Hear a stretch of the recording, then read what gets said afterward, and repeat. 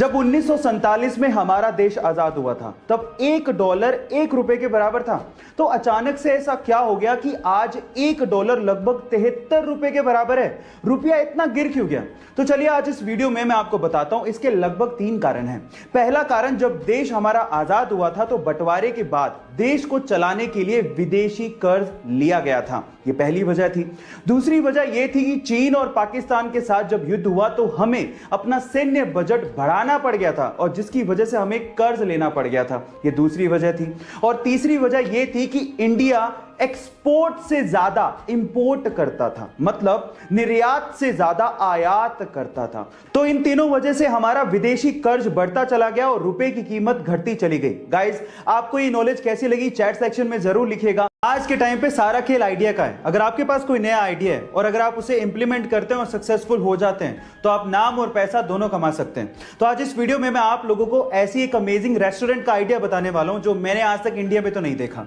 Malaysia में एक restaurant है जो आपके पतलेपन के हिसाब से आपको डिस्काउंट देता है, मतलब आप जितने पतले होंगे उतने ही ज्यादा आपको डिस्काउंट मिलेगा। और मजे की बात है, इस चीज के लिए उन्होंने जो सेटअप लगाया वो बड़ा इंटरेस्टिंग है। उन्होंने क्या किया, एक ग्रिल टाइप का सेटअप लगाया जिसमें अलग अलग विड्थ के ग्रिल हैं।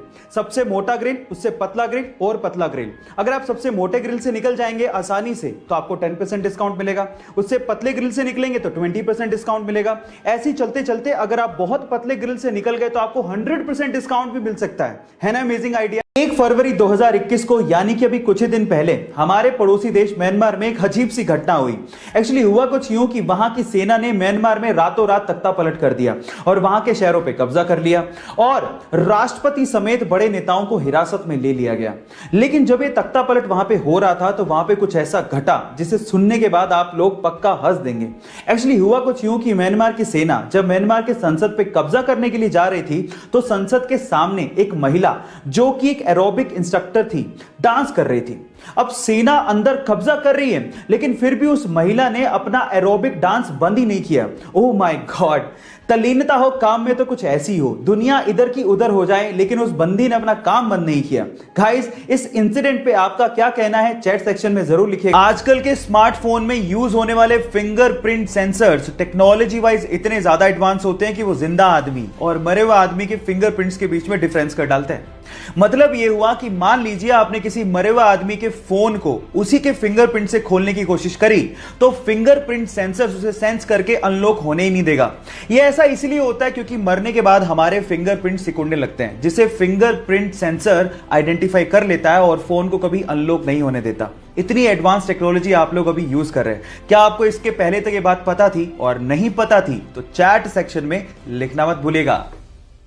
क्या आप लोगों को पता है कि टॉम क्रूज अपनी अगली मूवी की शूटिंग स्पेस में करने वाले हैं? जी हां गाइस, आपने ठीक सुना, स्पेस में। और ये पहली ऐसी मूवी होगी जिसकी शूटिंग रियली स्पेस में की जाएगी और इस काम में टॉम क्रूज की मदद एलोन मस्क की कंपनी स्पेसएक्स और नासा भी कर रही है। होगा कुछ यूं कि स्पेसएक्स के रॉकेट से सबसे पहले लोगों को और सामान को इंटरनेशनल स्पेस स्टेशन में लेके जाया जाएगा और उसके बाद वहां पे शूटिंग की जाएगी। सो गाइस, तैयार हो जाइए, फर्स्ट एवर मूवी जिसकी शूटिंग स्पेस में होने वाली है। क्या आप लोग एक्साइटेड हैं? अगर हैं तो चैट सेक्शन में लिखना मत भूलिएगा।